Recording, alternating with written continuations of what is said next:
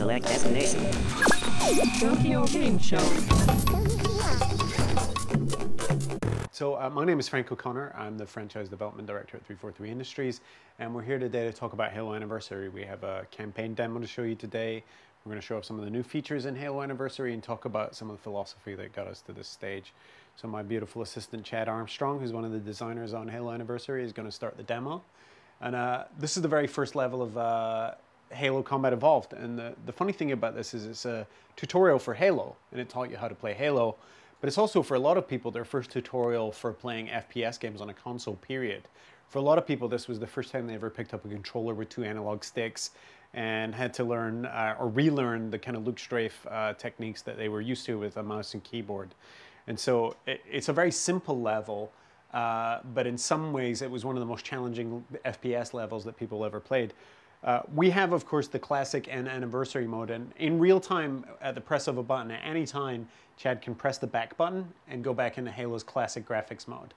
So we have 2 engines running simultaneously. One is the original Halo physics, AI, gameplay, and animation engine, and we also have this other next-gen 360 graphics layer running on the top, and both engines run simultaneously.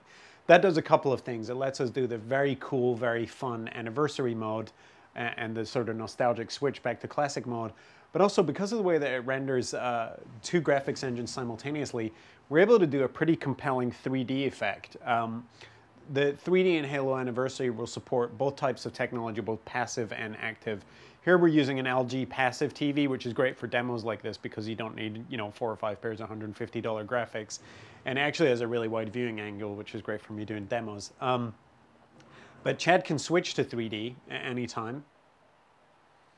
Goes to the video menu, selects 3D mode. The TV will detect 3D mode over HDMI. And I just say yes. It will tell us about the warnings. And when we go back to the game, it will be in 3D. You can switch in and out of it at any time. So the 3D mode works great. And again, that's partly due to the types of shader effects and the types of brightly lit projectiles that Halo has. And I had great fun doing this. I was never going to get a 3D TV, to be honest, but this game actually sort of convinced me that my next TV purchase probably needs to be 3D. And it will work with active stereoscopic, it will work with projection 3D, and it just runs over HDMI. You don't need to buy anything extra other than your 3D TV, of course. So as Chad makes his way over to the Pillar of Autumn's bridge, we can talk through some of the... Obviously, we have this new graphics layer on top, but we re-recorded all of the audio. We re-recorded the entire soundtrack with the Skywalker Orchestra.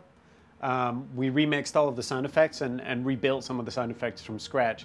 So we have a much richer, more dynamic 5.1 mix, which is great for sort of nostalgia, but also great for people who've really seriously upgraded their audio since the original Xbox came out. Now, there's one other thing that we were able to add to this. We knew that we wanted an experience that respected the original Halo game, but we knew we wanted to add something for people who already had it. So we've added some story, and if Chad looks around on the bridge here, you're going to notice something. If he switches back to classic mode, all of these human computer terminals look perfectly normal, but when he goes into Anniversary, there's something wrong with one of them, and it's this one over here. So we've hidden terminals throughout the game, and this is the first one that you ever encounter in the game.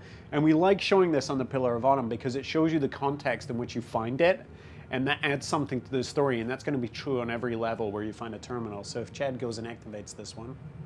Proximity to installation 04 is forbidden. Your continued presence will result in most unpleasant countermeasures. I must insist that you immediately change course and return to a minimum safe distance of 1 light year. This has served as your one and final warning. I have activated defensive systems, and you now have 30 seconds to return to the minimum safe distance of... Wait. Curious.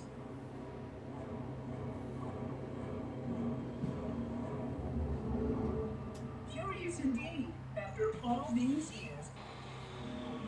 Greetings, humans, and welcome to Installation 04.